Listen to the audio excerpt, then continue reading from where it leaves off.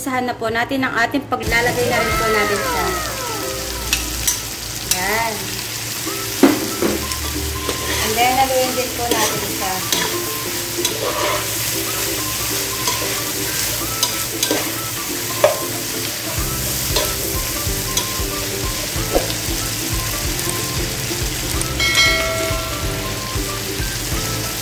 And then, ilagay na rin po natin ang ating kalabasa, ang ating iniwang kalabasa.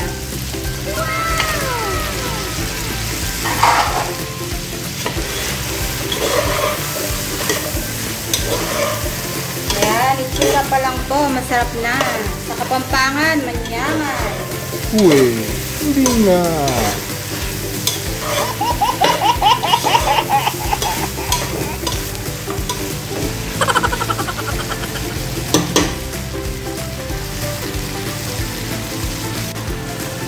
At ayan po mga ka-verse, pwede na po nating ilagay yung ating talong.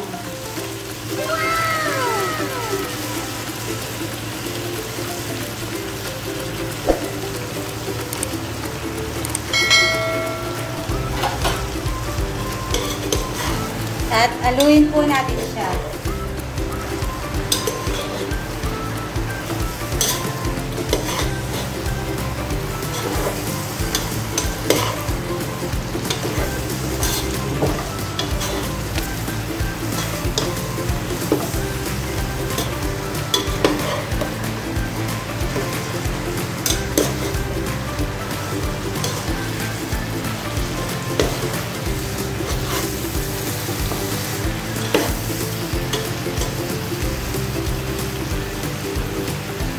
Ayan mga ka-verse, hintayin lang po natin ng 2 minuto para pagkatapos po isunod na po natin ang ating ampalaya.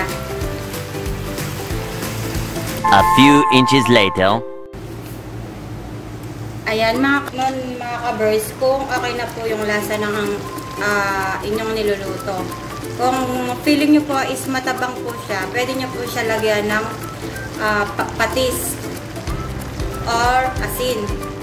Ayun po mga ka-verse, itong niluto ko, tinikman ko na po siya.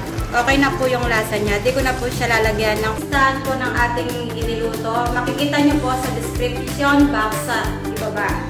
Lalagay ko po lahat doon. Hanggang dito na lang po ang ating vlog. Hanggang sa susunod na naman po. Thank you for watching po and God bless everyone.